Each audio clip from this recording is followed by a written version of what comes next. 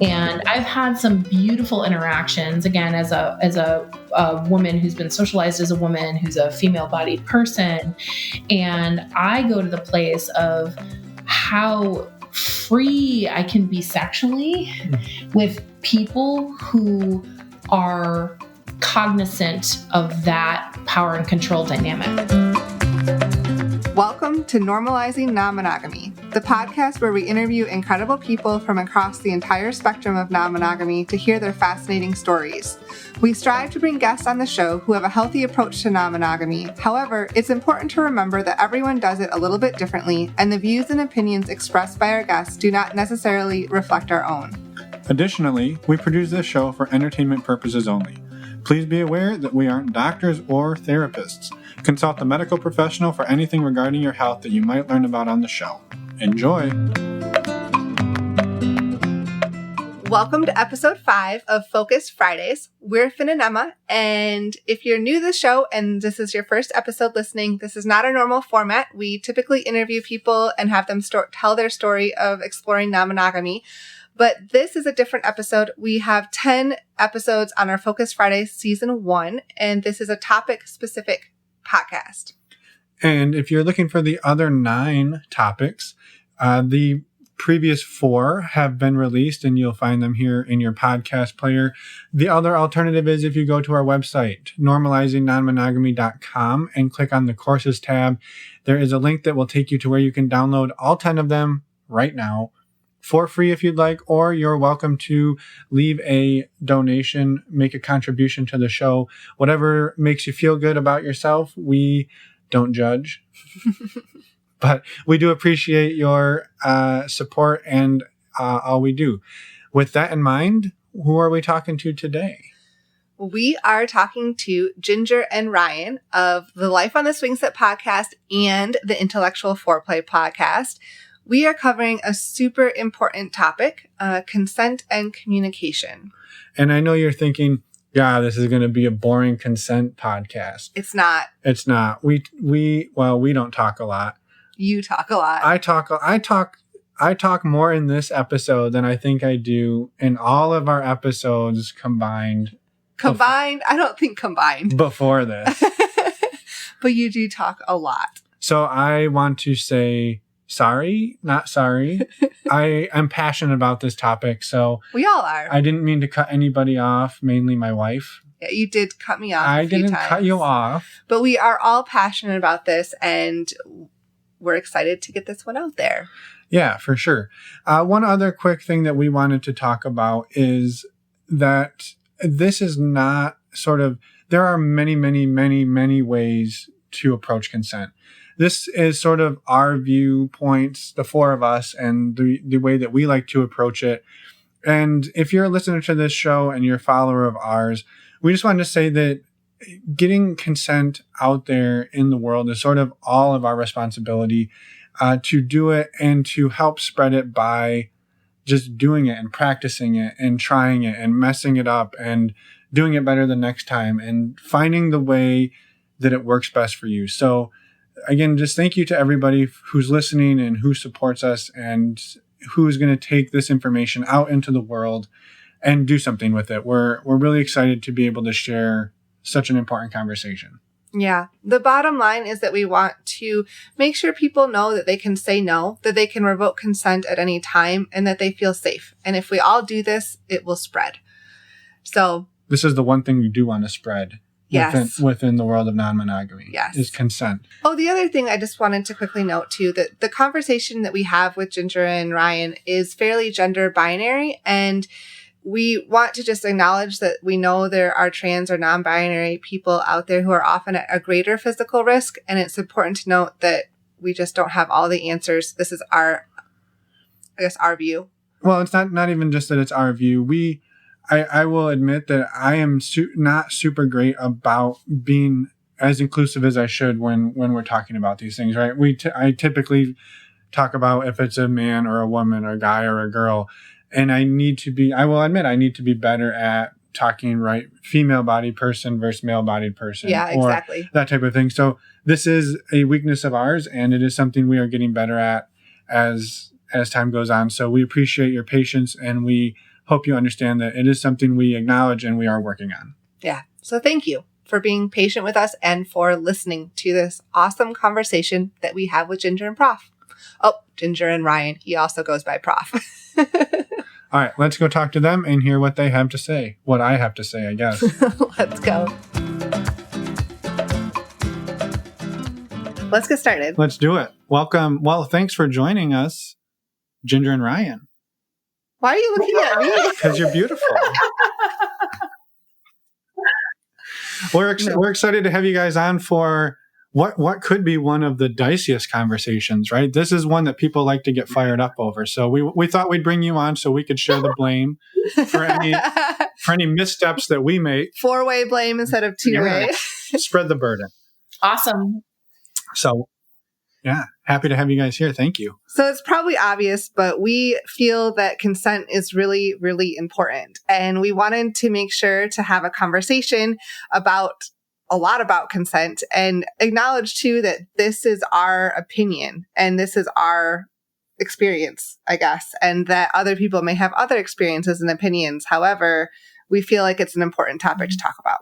And I think you guys would probably agree that like we've had some level of success in asking for consent over the years. And so we're not coming at this completely blind. Mm-hmm. Yeah. Absolutely. Okay. I feel like it's such an important topic. And I do think that it's a very personal experience negotiating consent. And I think it's a great place to start is noticing that it is a personal experience to negotiate consent. For sure. And some things will work for you and other things will not. And you kind of have to experiment with what works. Yeah. So we're hoping to run through 6 main points today for everybody listening. The first one is, what things do I need to ask consent for, and where does it stop? And we'll dig into that one. Why is it important to ask for consent on things that maybe wouldn't bother me? Does asking for consent kill the mood? Is there ways to ask for consent that maybe doesn't kill the mood or even adds to the mood? Mm-hmm. One that I'm a big proponent of is that saying no can be really, really difficult. And so how do we make it easier for people to say no, make them feel comfortable and welcome to say no? Inviting the no. Oh, don't ruin it. We'll get there. We don't have to cover number 5 anymore. And then the last one is, how can we say no without making people feel bad or maybe preventing them from asking for consent in the future, right? If they took the steps to ask for consent and then we make them feel bad for it, like that's not going to reinforce that behavior in the future. So those are the main things. I'm sure we'll get off on a tangent or two. Yeah. And have some fun along the way. The other note I wanted to mention is that while we all 4 of us have some background in non-monogamy and navigating consent in that space, we wanted to be clear that this conversation could be applied really in any type of relationship dynamic. You don't have to be non-monogamous to worry about consent and acknowledge consent and want to navigate that. So just wanted to note that. Yeah. Well, now that we're done talking, we'll let you guys take it over and we'll just sit here and listen. Well, that's what we did last time. So, but the last thing we want to do is do that. So, okay. Well, then I think how about we start with number 1 and we'll throw it to you guys and say, what type of things do we need to ask consent for, in your opinion? Mm-hmm. So it's interesting. I would start with consent for pretty much any time that you are going to enter someone's personal space. Yeah. That is how I roll. And I ask for consent to when I'm in any sort of situation, but very much speaking to our realm. Like if we're in a club or we're on a date is, may I touch your arm or may I touch your shoulder? And it's such a perfect way to have an entree into a dialogue. And it's an easy way for someone to say, oh, you can absolutely touch me all night if you want to. Or they might say yes to a shoulder touch, in which case then you might ask for the next thing that you want to touch. What I would offer is just having the first question asked by someone then sets the stage for assessing consent throughout an interaction. Yeah, absolutely. Yeah. And it's important that in asking for consent that you're signaling your intent. Okay. And so you're able to have that kind of, not an expectation, but the ability to say, this is something that I may be seeking, and I'm wanting to make sure that we're on the same page before I start that process. Sure. And so, that can look a lot of different ways. Yep.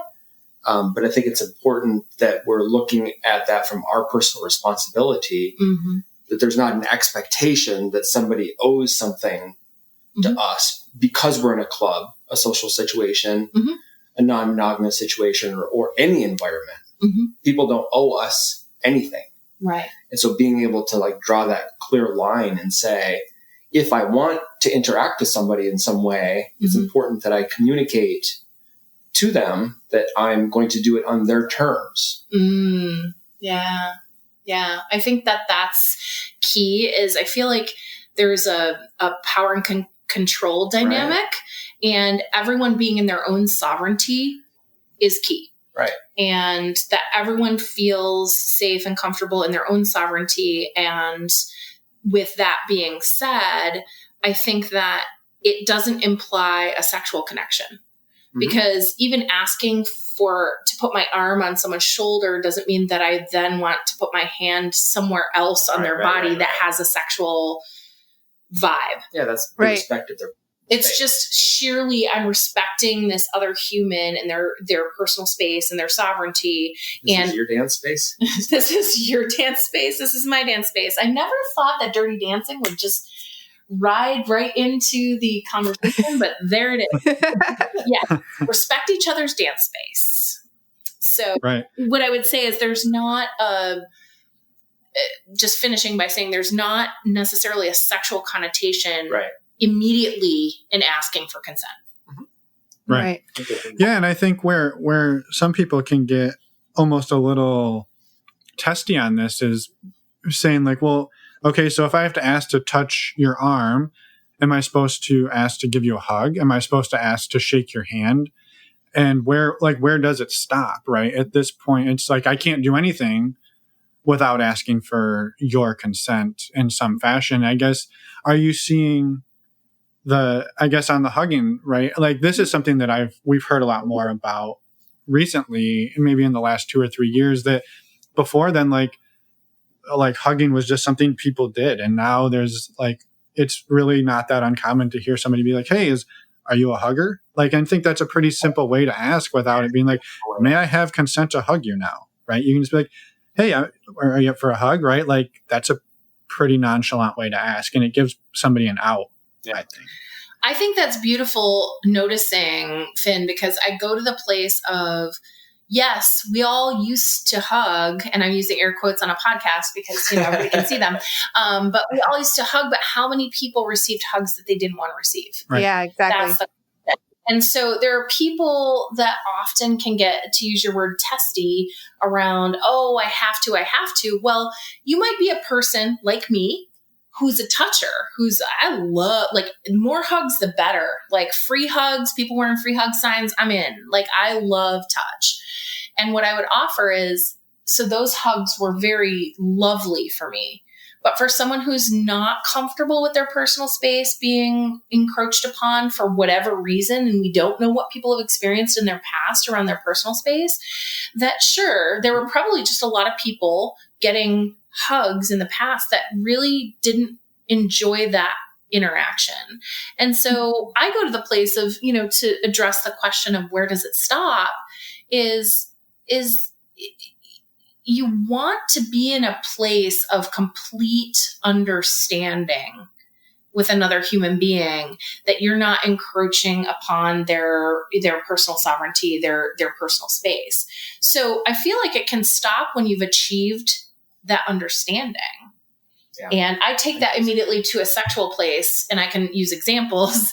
But where does it stop is, one of the things that we've joked about is the idea of blanket consent. So the idea of you got whatever you want, baby. And so it can stop whenever the folks in negotiation decide for it to stop. It just requires very direct, honest communication.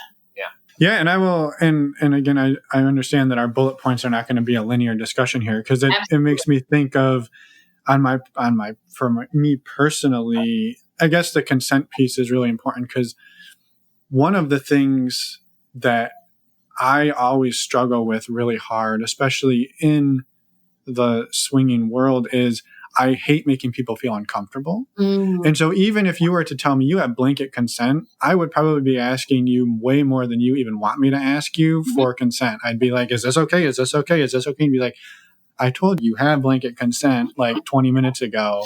Right. And you would probably get sick of it, right? But I'm just always like... I also think you're bringing up a really important point. Sorry to interrupt you, that consent can be withdrawn at any point. Yep. Yeah. Exactly. So continuing to check in is important, and understanding because somebody said something was okay at that moment, that doesn't mean that, that you can run roughshod over whatever other expectations they may have, and that an enthusiastic or a fuck yes can turn into a fuck no, and you need to be able to respect that. Right. The same night, the same time, or even a day or two later. It doesn't have to be, And frankly, that taking back of consent, that fuck no or no thank you, could have to do with the fact that I've decided I've had too much to drink. I've decided I need to go to bed. I've decided I have to drive home. It could have nothing to do with the other person. Yeah.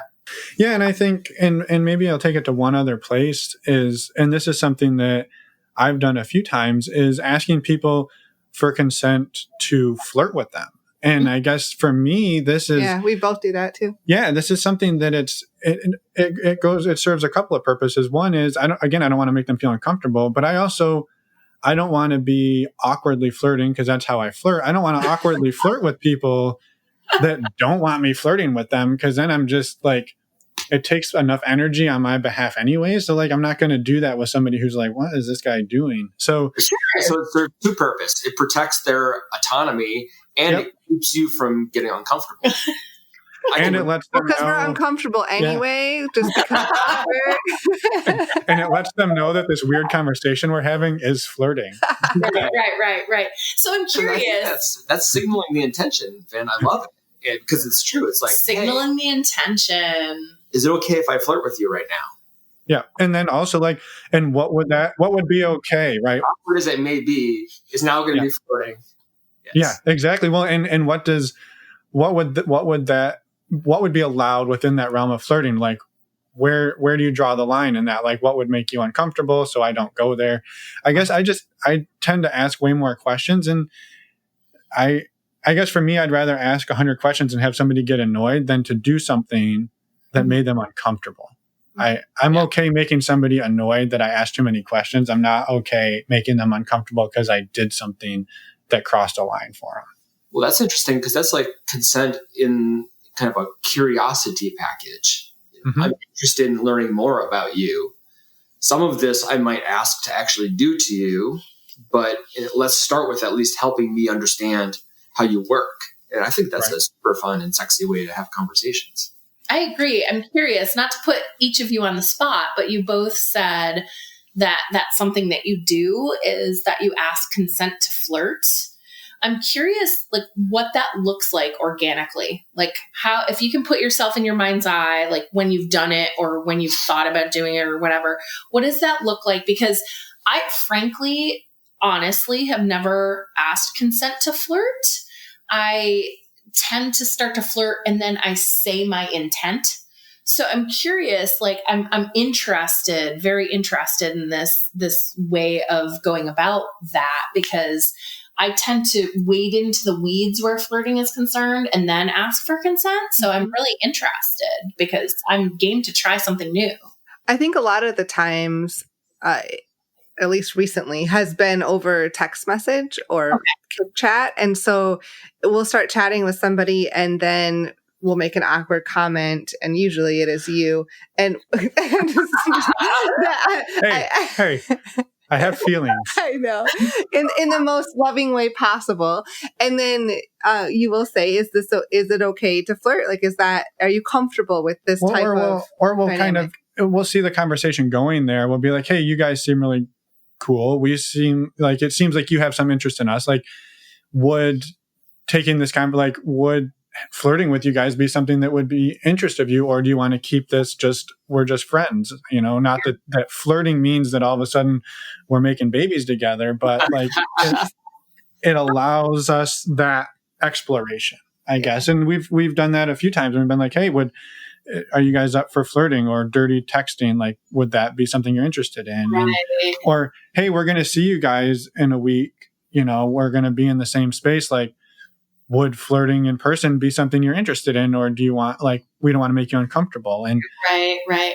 Well, I love that. Thank you for that. Because what I love about that is we took it from personal space and being honoring of people's personal space and that sovereignty to honoring people's autonomy, even not in personal space, which I'm super into because there are so many of us in, the open non-monogamous world that start a lot of relationships online. Yeah. And so I think that idea, like Rye said, the signaling of intent is really powerful there, because then I know I don't have to lean over and go, babe, is he flirting with me? Hold up my phone, read the interaction. I can actually know, oh yeah, we are totally flirting right now. And I'm bringing my flirt game. So I think it's important that that's an awesome distinction, is to notice that we're doing a lot of this not in personal space.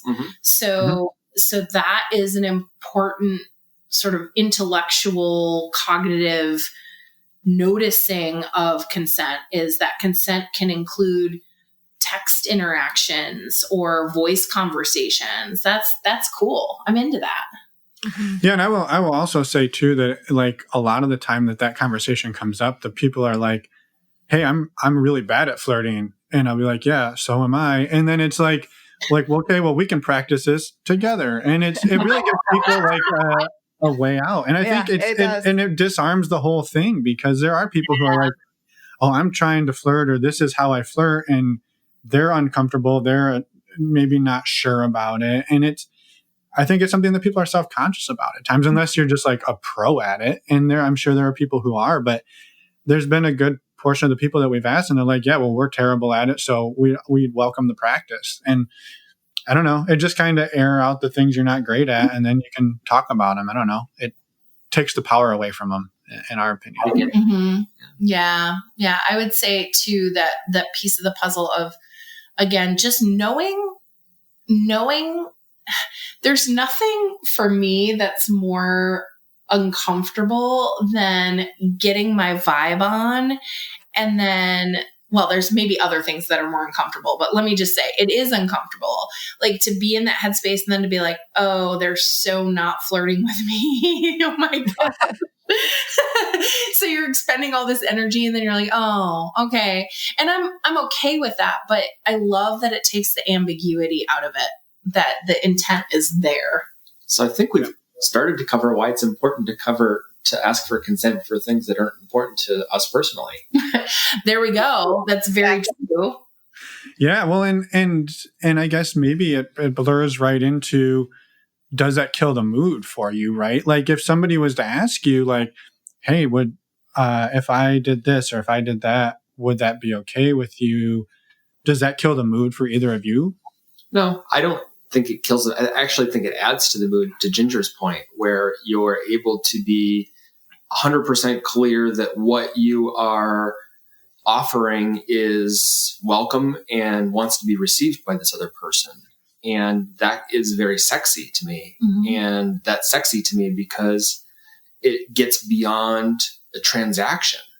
What we're doing through consent is learning, Finn, to your point, about each other and what we want as individuals in this wonderful, heady, sexy place that we get to go to with other people in our lives. And in the non-monogamous world, we practice that. It's awesome. Right. But that is beyond this kind of, put part A and part B transaction. And I think what consent really enriches is it helps us get to know each other as individuals. And that is like to me, the epitome of sexiness. Mm-hmm. Sorry, I got on my soapbox. I loved it. I was super into it. And I agree. It's like, it's a getting to know someone process. And so I love the word curiosity. And so when I think about like having my own awareness, just as we're here together, that, wow, I don't ask for consent to flirt, but how much simpler would my life be if I said, I'm really into you. I'm totally flirting with you. I can think of a coffee date that you had today. Oh gosh, let's not go there. It was delightful. And I didn't, she's beautiful and lovely and amazing and very, very heterosexual. And so with that being said, I had a little sparkle to myself, but I also knew that we will not be dating. But it was one of those moments where I did have consent sort of in my brain of before had I learned that she was open to possibly dating, I would have maybe announced my intent. Mm-hmm. And listen to this. This is like I'm tuning into my own awareness of the trepidation and the anxiety and the concern that we can have for overstepping. Or for those of us who may not be able to tune in as well to social cues, that because there are those of us in the world that need very explicit information, and that's valid. Like everyone gets to be in their sexy in whatever way they move about the world. And so I feel like having that awareness that, like for me personally, to have someone to come up and hard sell flirt with me is really delightful. But noticing that the person I'm with may not be into me, may not be into my gender, may not, whatever. Right. It's like, it's even more important for me to check in with myself. Am I overstepping because I know it would be okay with me?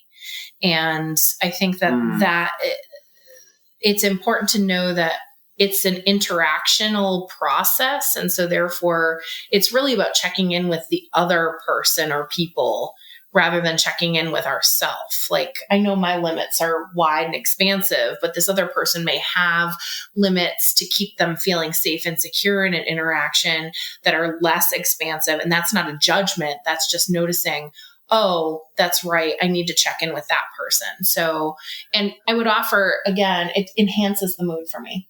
Absolutely. To know I'm on solid ground enhances the mood in both directions. And that's why it's important to ask for consent for things that wouldn't bother you personally, because you know what might and might not bother you, but you don't know what might and might not bother this other person.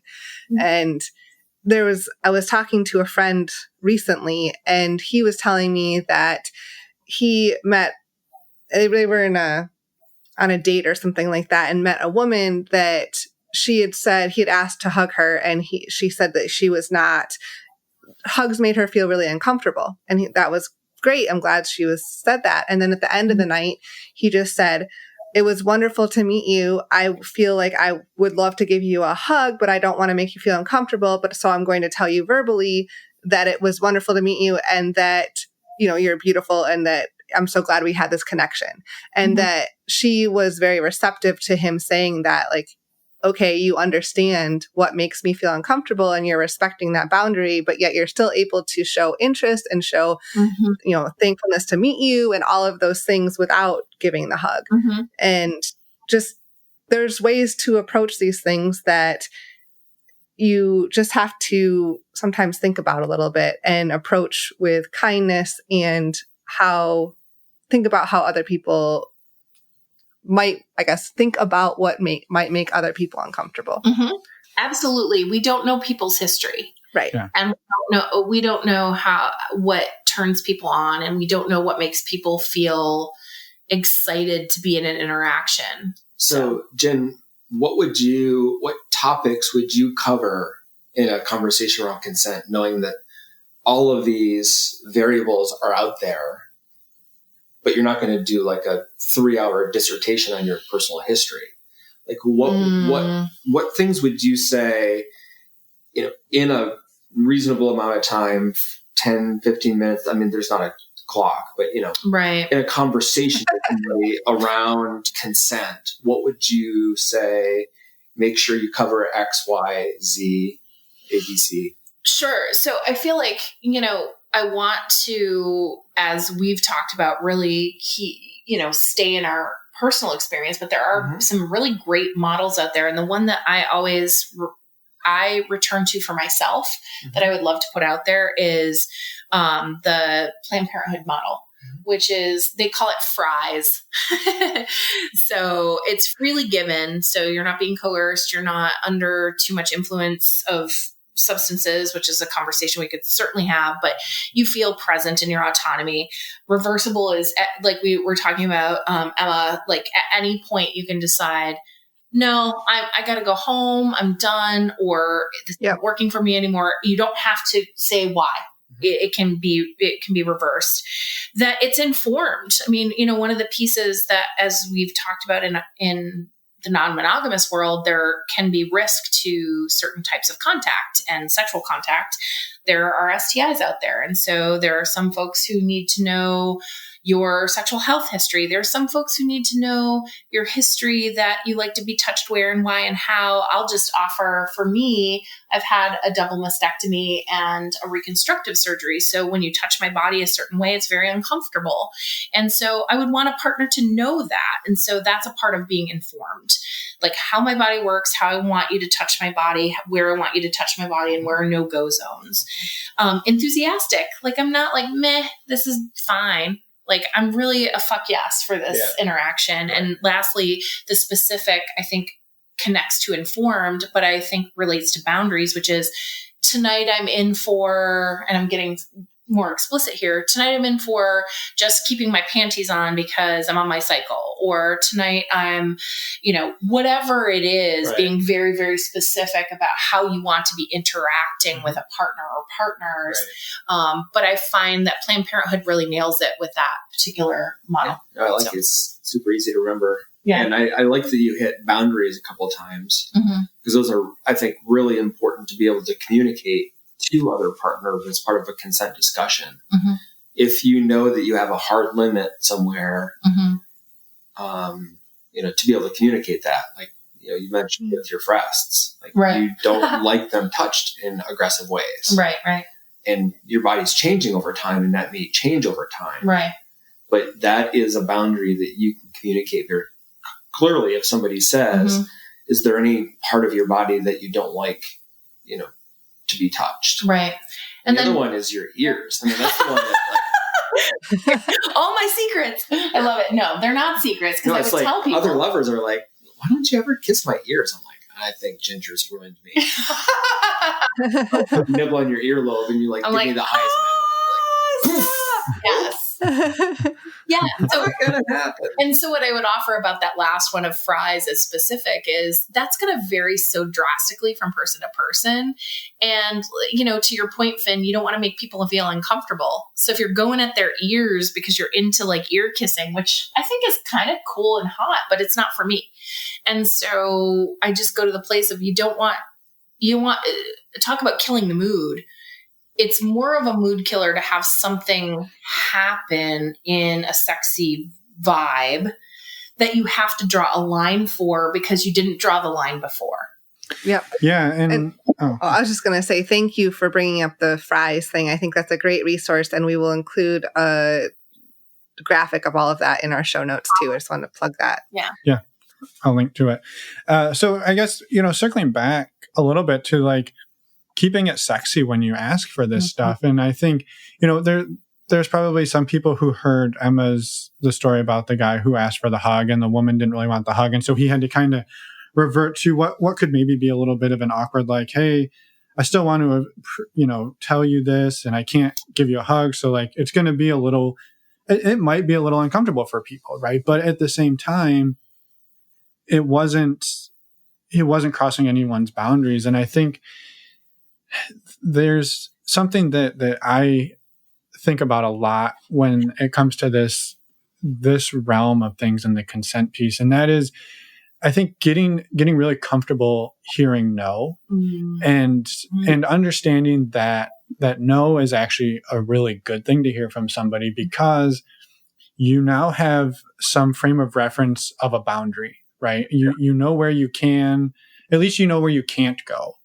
And that's a place to start the conversation. And it also, to your ear point, right? If you're, maybe you go on a date with somebody and they love chewing on people's ears, and you thought they were great the whole date, right? You thought it was like going great, and then they started doing this, and you're like, you go back home and you're talking to Ryan, and you're like, well, yeah, it was great, but he likes to kiss my ears, and I didn't have the ability to tell him I didn't like that, and he didn't ask me. Right. So now I'm just not going to go on a date with the guy because I don't want to have to deal with the ear thing. Sure. And he's not going to understand. He's going to be like, oh, well, I'm just whatever. I don't click. I don't know what went wrong. Right. And all it could have been avoided with a simple, like, hey, do you like your ears touched? I like to kiss people's ears. How are you with that? You know, or even to make it a little sexier, just like, hey, I'd really love to kiss your ear. I know some people don't like that. What are your thoughts on that? Yeah.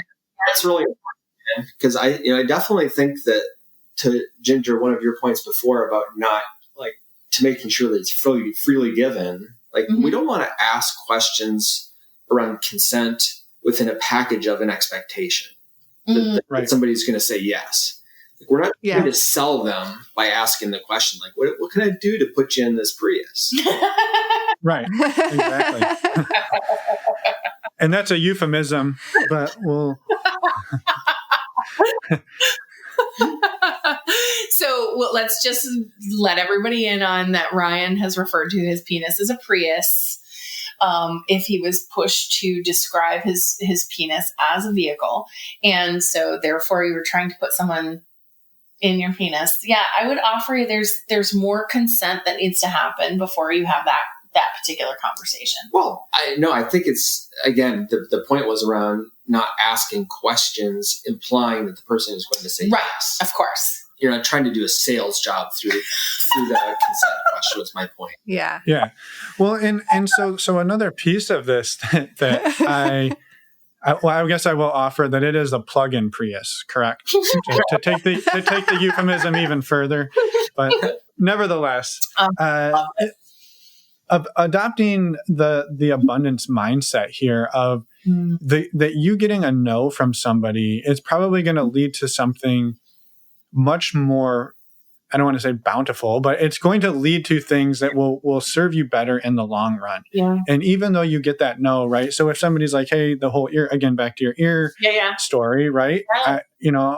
What do you think about this? And you can be like, yeah, I know lots of people like that. For me, it's not the ear, it's my shoulder, whatever it is. And then you can steer them to the thing that works for you. Right. And now here's who wins. You win because you get what you want. Right. And the other guy wins because he's going to get to go on a date with you again. Right. And probably you'll tell 5 of your friends that, hey, this guy's great at asking for consent, and you're going to get exactly what you want because he's going to figure it out. And so like getting to that no is like, you got to get comfortable with it and see it as a really positive thing. Right. Well, and that's where we were, when I spoiled at the very beginning and saying, like, invite the no, make it comfortable that it's okay. Like, you're not necessarily expecting the no, but you're not expecting the yes. Like you're expecting it could go either way, and you're inviting that person to explain to you what works for them. Right. Well, and I also think it's important to make a point that people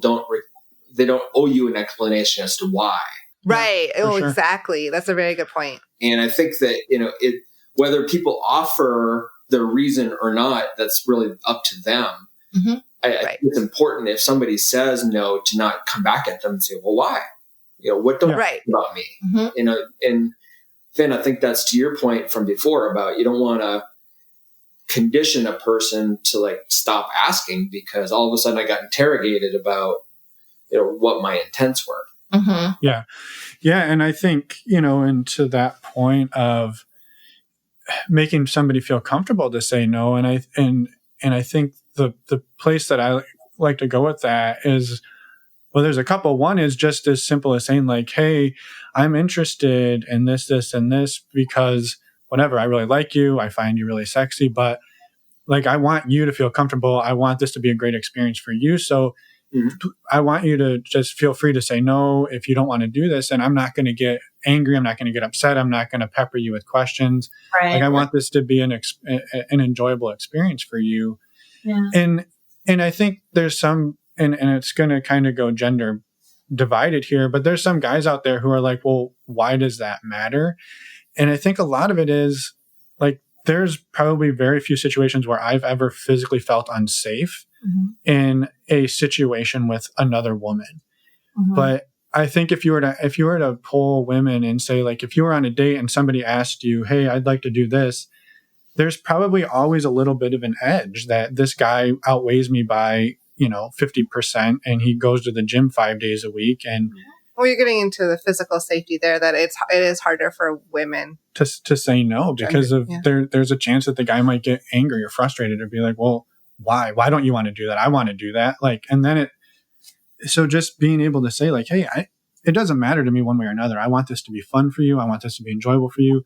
And if that means all we do is lay on the couch and watch a movie, like, that's perfectly fine for me. So I just offering that you've got, again, as Emma said, way early on, too early, even premature, to invite it early and over again and let people know like, hey, say no, because then we can start from that and figure out where your yeses are.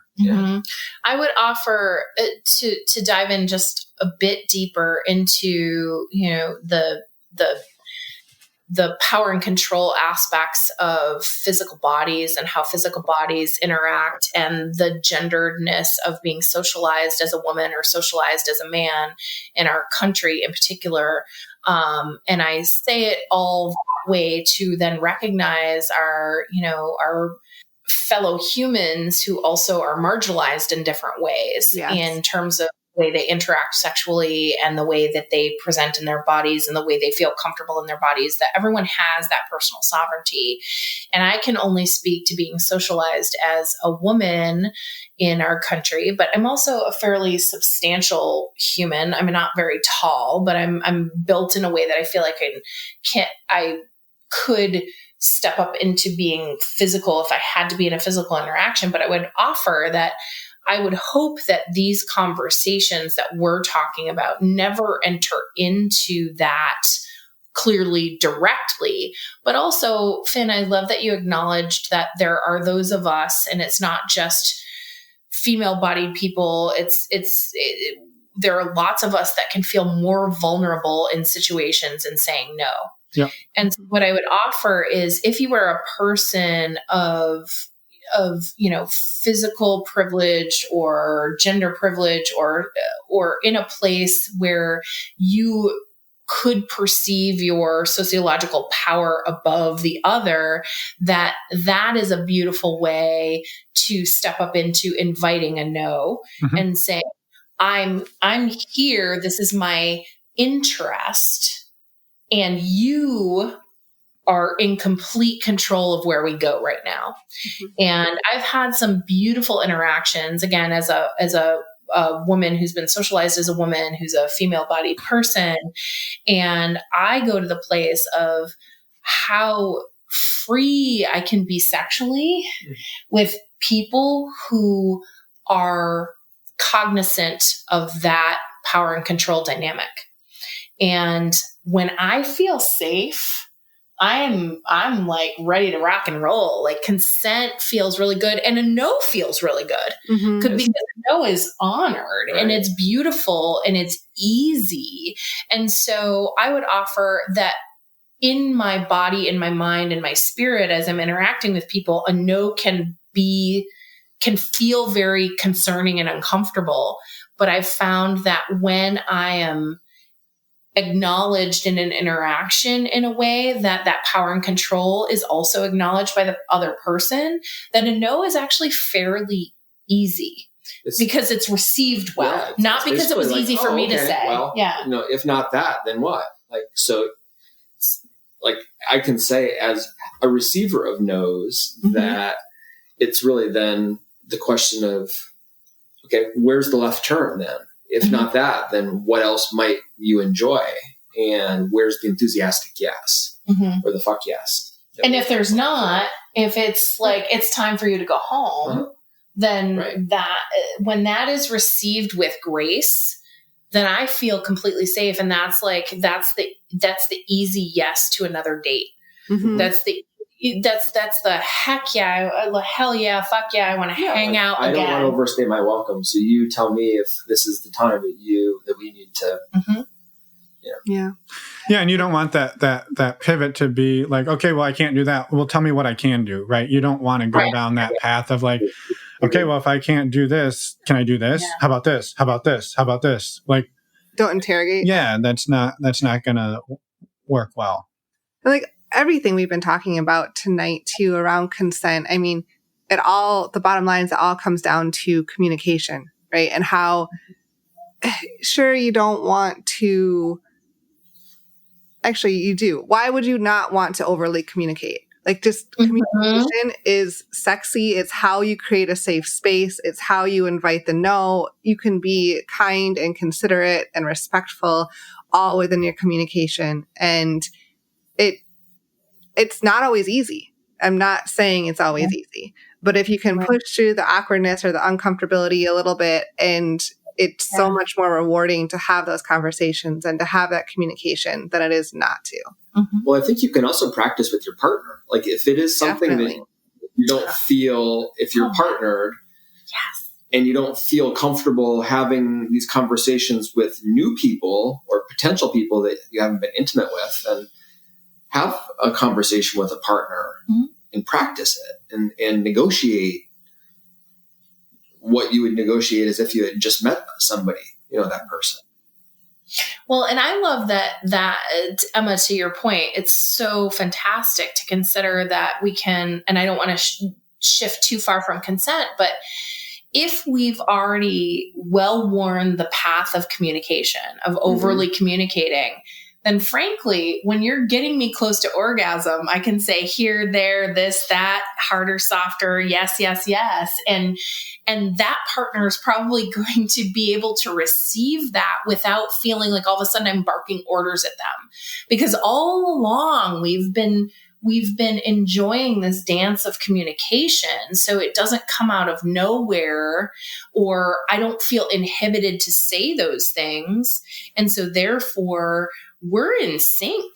We're in sync throughout the entire interaction, whether it ends at the car door or the restaurant door or the morning after brunch, like wherever it ends, that you've pulled this beautiful thread of communication all the way through your interaction. And hopefully it's maximized everyone's pleasure and interest in one another and vibing together. And so I feel like consent is also, it can be a standalone thing to get you from point A to point B, but in fact, it's really an entree into really excellent communication throughout an entire interaction.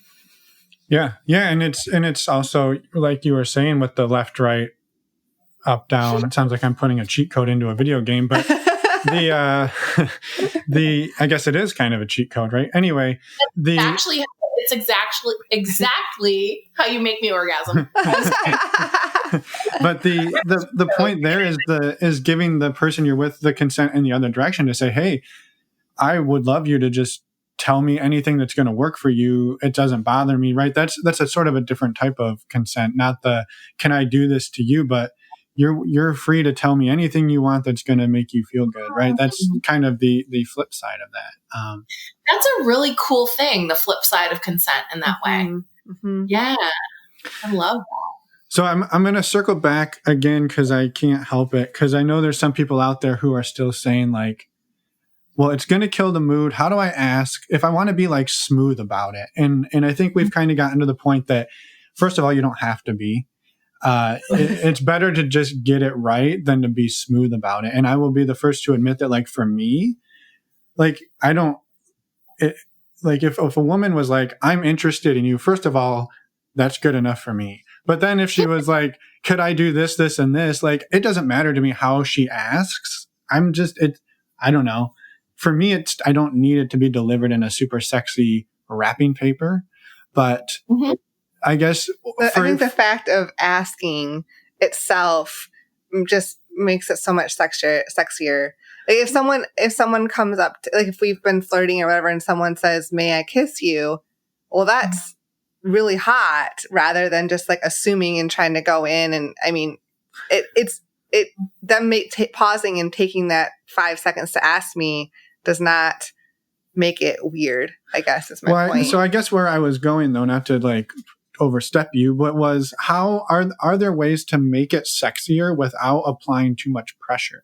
In your opinion, right? Sorry. So like, well, no, because your question, and to build on it of like, may I kiss you? But like, if I was to say, hey, I'm really attracted to you, and if you're okay with it, I'd love to kiss you. Is that applying too much pressure of like, they don't feel, or should I say, hey, I'm really attracted to you. Please feel free to say no, but if you're interested, I'd love to kiss you. Like, is that sexy, or is that too many things being built on it, in your guys' opinion?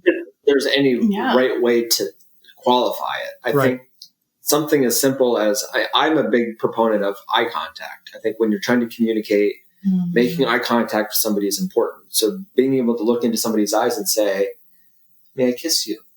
Yes. Or can we share a kiss right now? Yes, please. Yeah. We'll have to edit that out. It's not a racy podcast. No, I'm just kidding. Oh.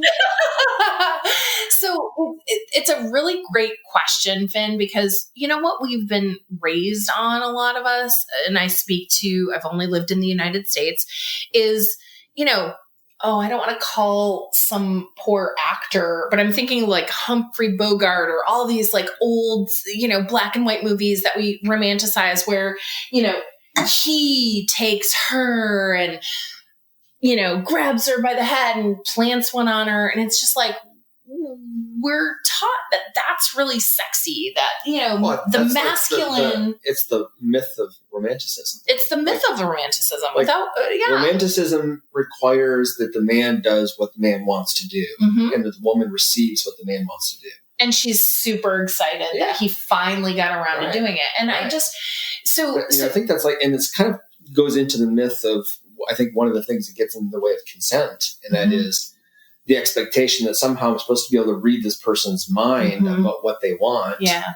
And if I ask and get a no, then I'm a bad person because I wasn't able to like read your mind. Exactly. And so I go to the place of the asks themselves. I think that there are some people who are just not well versed in the language of consent or the practice of consent. And I say practice of consent very clearly because it does take practice. It does. I mean, it takes practice. And I even had a moment today, I keep referring to my experience today, where would you be interested in sharing a hug? And ask that question. And even I, like in my day job, like teach consent, practice consent, like, we're in an open relationship. So we have multiple partners, we flirt, we're out there in the world. And I still had a hitch in my step asking the question. And so what I would offer is it really just takes practice and you can find your own vibe with it. Like, I feel like that's the other piece is it doesn't have to be elegant. It doesn't have to be rehearsed, but your own comfort level with that ask, whatever that is, how you ask for it. Again, I keep coming back to when you're asking from your heart, like if you're asking in a genuine way, and if you're awkward as fuck, then ask awkwardly as fuck. All right. You're, super debonair, then, put your suave on. I love that we're both like shaking our shoulders, being super suave and debonair right now. Well, and I think real quick, just to kind of jump in there, is that's kind of the point. Like we could sit here and go through 20 different scenarios of like, here's how to ask it in a super sexy way. But if that's not you, and you literally have to go to that person and just say, hey, look, I'm really consent oriented and things I do. Maybe this is a first date. Maybe this is a Tinder date and you're not even in a non-monogamous relationship. But if you just say, hey, I'm super, consent oriented, and I tend to be pretty direct about it because I'd rather have you feel comfortable than try to be super suave about it. So I just wanted you to be aware of that before we get into the evening. And like, if that's what you have to do, like, fine. And maybe that's what you do the first 20 times. And then on number 21, it gets a little better and a little better and a little better and not better, but maybe it gets a little more what you see as smooth. But I think, feels more natural. Yeah, I think just do what's going to work for you, and you don't have to worry about it being like a movie star nailing it out of the park, because that's not reality. What I was going to add is that I would invite people to consider that some topics are okay to bring up ahead of time as well. Like, from if you're texting with someone and chatting online and then you're going to meet in person, it's good in a lot of ways, a lot of times, to bring up certain topics like your sexual health, if things are going that way, or your boundaries, or, interest in BDSM, or whatever it is. Some of those conversations are really good to have up front via text, at least somewhat.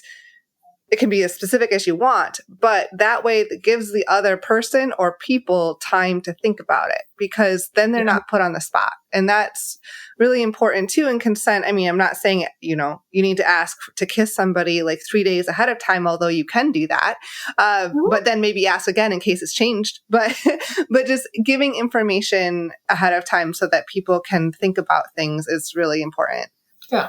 Yeah. And I think there are aspects of intimacy, particularly, that require more lead time, to your point, Emma. And I think it's good to give people as much lead time by signaling that intent as you can, right? And to have that conversation over longer period of time. I think that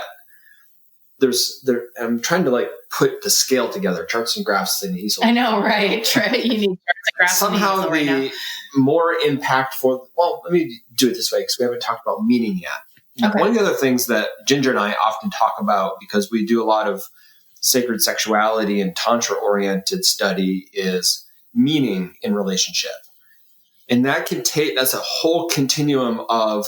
The meaning is I'm here to have a good time, and there's going to be no emotional tail to this experience for me. Like, I'm completely hedonistic. I'm in this moment. I'm looking for another life partner. Like, meaning can look a lot of different ways, and I think it's important when we talk about interactions, particularly very intimate interactions, about what would this mean to you? This would be great. I'd really look forward to giving you a high five tomorrow down by the pool. Right. That's one level of meaning, versus when we have relationships with people, and Ginger and I often say this, we try to cultivate relationships beyond the bedroom. So we want to be friends, whatever that looks like. Mm-hmm. So that would be kind of an aspect of meaning as it relates to some of our open relationships and more of the swinger-oriented world. Yeah. So actually, I smile at that, because Finn, earlier when we were in our discussion, you mentioned something about, now do we have to have babies or something like that? And I love it. We laugh at that. And at the same time, that's another way to assess.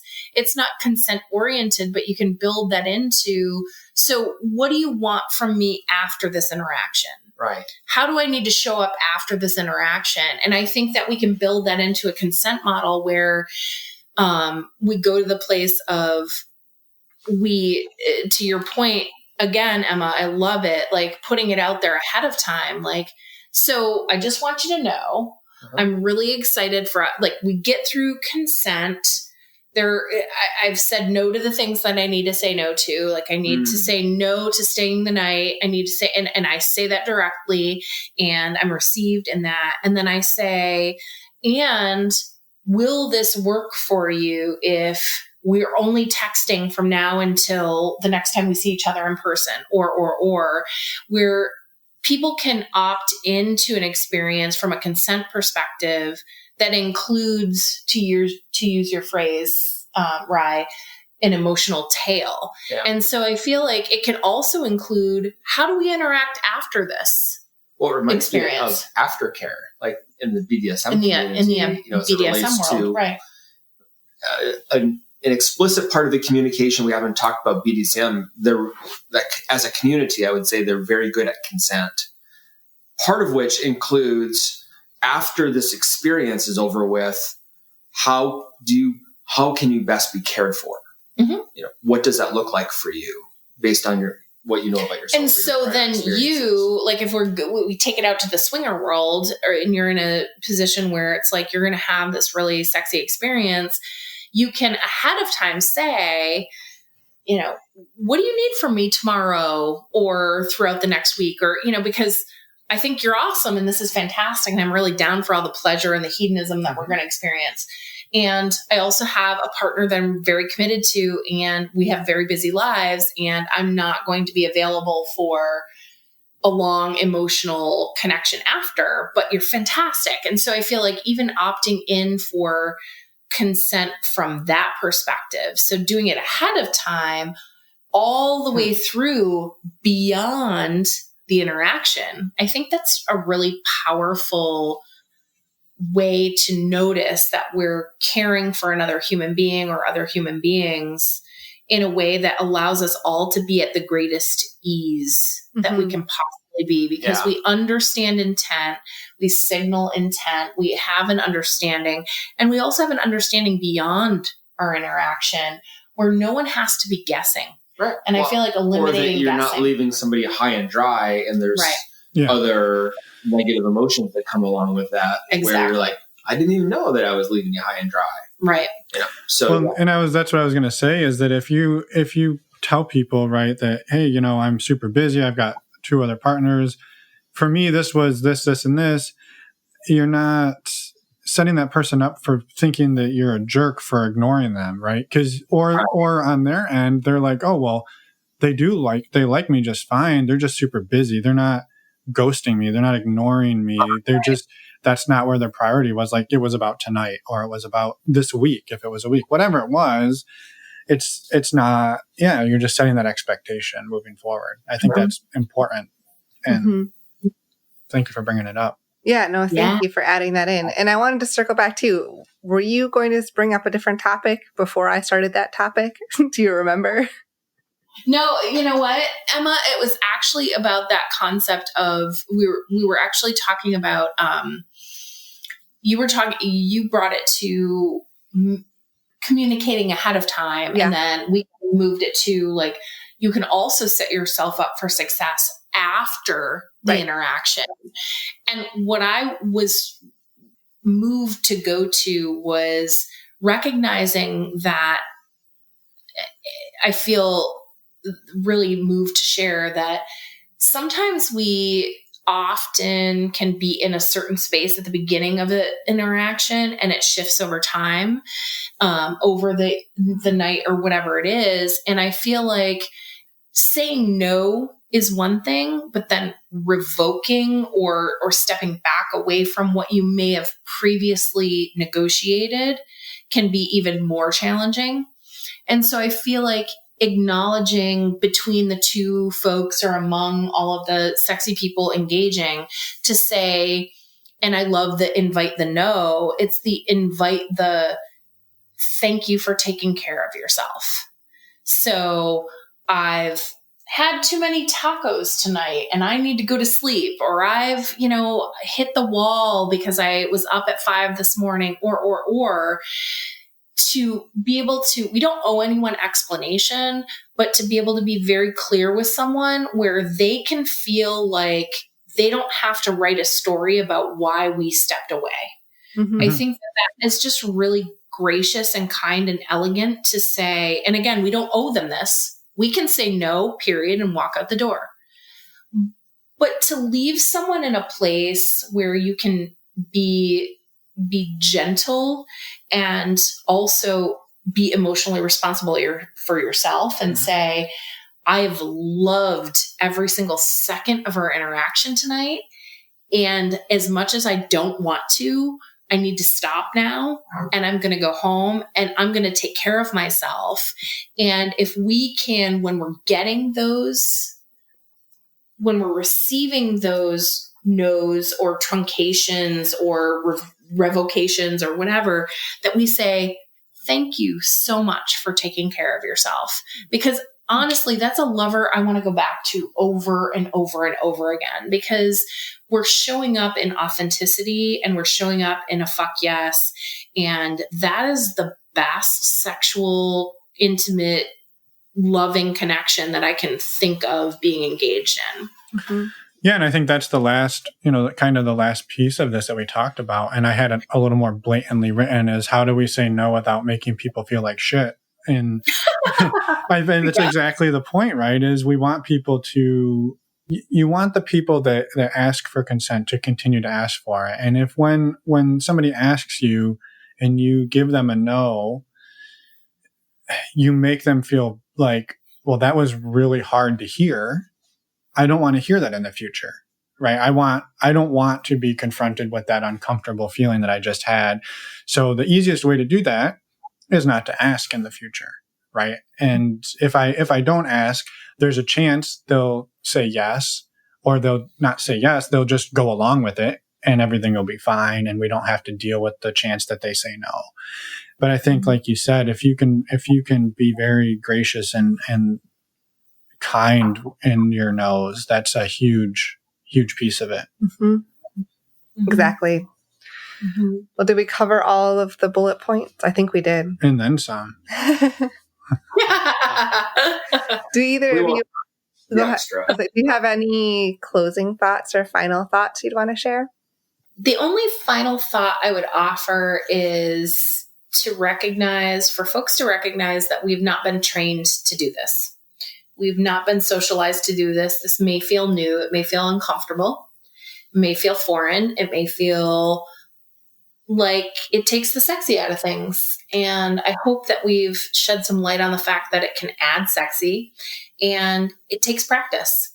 And I encourage folks to practice, and I encourage folks to decide what their consent mojo is. Find your consent mojo and rock it, because it will jettison you into some really beautiful interactions and some authentic interactions. And it's not going to happen the first, second, or third time, probably. It's going to feel awkward. It's going to feel uncomfortable. But the more you say it and the more you model the behavior, the more the rest of us benefit by your example. And so be courageous and learn your consent mojo. Yeah.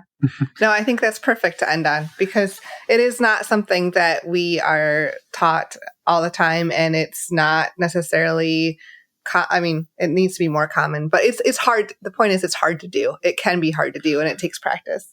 Well, and I think too, just, the whole thing, and we had an interesting conversation about this. We got on a tangent with Bradford and Angela on one of these course modules, and I don't know in what order these are going to be released. So as a listener, you may have already heard this or you may not, but it was really around, again, something that I kind of touched on, is getting comfortable with hearing no and using no as the springboard for you to really understand that person. And then using that to start, you start from no, right? And you know where you can go. You now know where you can't go. And that is information that is really valuable for anybody who wants to do this right and not make people feel uncomfortable. And using that is, again, kind of the thing I've talked about a little bit, is the abundance mindset, that if we're doing this right and you're making everyone feel super comfortable and you have a great experience with a partner, there's a pretty good chance that partner goes and tells their friend and says, like, hey, I had this great experience. And that may lead you to now having, it may open up opportunities for you that you don't even know could exist, just because you did something that nobody else is doing, or not as many people are doing. Yeah. Whether you do it perfect, like a, suave movie star. I was going to say, were you going to say movie star? Yeah. You don't, just do it however works for you, and don't be afraid to hear no, because the no is really, you're honestly like, that's what you're hoping for, is to get that, so you know where you are with that person. Yeah. Well, and I was just thinking actually about what Ginger was sharing before, and Finn, what you were just sharing from my perspective, and to be like super woo about it because of, again, shared earlier about our sacred sexuality work. When somebody can settle into an experience and really let go and surrender to that experience, because, Ginger, you said this so well tonight, but to be able to like not have to protect yourself because this person that you're interacting with has demonstrated to you that they are of utmost concern of your physical and emotional well-being. So that allows you to be able to settle in, which from a sexual experience energetically, like releases all of this extra energy into the interaction that makes it, I mean, hotter and sexier, to be, really technical about it. I love those technical terms. Yeah, those are the official terms. Yeah. So, I think you both set up the conversation beautifully to say this can feel like a super heavy topic. The benefits of doing it are fucking amazing in my limited personal experience. Limited, sure. What I would love to say too is thank you both very much for being willing to dive into a topic that is really provocative and can be controversial given how people are trying to find their way through this, that you're providing people a resource and our opinions and otherwise. But with that being said, the more people can consume and metabolize and practice, the more that we feel like we can be in those places where we can surrender to experiences. So good intent. And to have good intent just means so much. Yeah. So thank you for making this happen. Well, thank you for sharing the burden with us. Again, you're 50% liable for any customer complaints we get. Bring it. We started out getting thrown under the bus. Well, you know what? I've been doing it for a decade, so I got this. We got this. Forward all hate mail to Ginger at Life on the Swing Set. Exactly. I got it. Bring it. Awesome. I consent to you sending your hate mail to Ginger at Life on the Swing Set. Perfect. Well, thank you both for taking the time out of your evening to share with us and talk with us and be a part of this, and for all you both do. Again, you're Ginger, you spend a lot of your time on Life on the Swing Set, but you two also have a podcast, Sexual Foreplay, right? Intellectual Foreplay. Jesus. I missed the pun completely. You were trying to think of it. I was trying to think of it. I was like, well, sexual foreplay is the real thing. That was amazing. I was like, I will admit, Finn, I let you hang there because I see it happening. And I did too. I was waiting to chime in. I do know the name. Intellectual Foreplay. Yes. So we have Intellectual Foreplay. We're calling it these days the Voyeur Podcast, because we bring you sailing with us. We bring you into the bathtub. We bring you into bed, and it's usually just us. Sometimes people are in the bed with us. That's happened now once. But we also are excited about Intellectual Foreplay Book Club, which we are excited for the two of you to come on, where we do a little intellectual funness around, what it looks like in our culture now to live as people who are in alternative relationship structures. And that is exciting as well. So geeking out. We do some super geeking out, and Intellectual Foreplay is regaining steam. We're very excited to be recording a lot more this year. And, it's just a peek into our insights into how things, vibe in our relationship, and whatever people take from it, they get from it. One of the biggest compliments from somebody on the trip was that when they listen to the show, they get to practice channeling their inner gingers. That's wonderful. is the best comment that somebody could ever make. She's a sweetheart. She was very sweet. That was fantastic. And I'm yes, absolutely. So, so swing set, intellectual foreplay, all out there. We can't be more grateful for the work that the two of you are doing around bringing the alternative relationships out into the world so people can see and hear what is out there for them that's possible if they choose to design their own relationship. Yeah. It's not for everybody, but it's for a lot of folks. Join us. Yeah. Join us. Yeah, hop a ride in the Prius, right? Take a ride in the So, all right. Well, we'll stop stroking each other off here for the listeners, and we'll have a good evening. Yeah. Yeah. Thanks again. Yes. And we're back.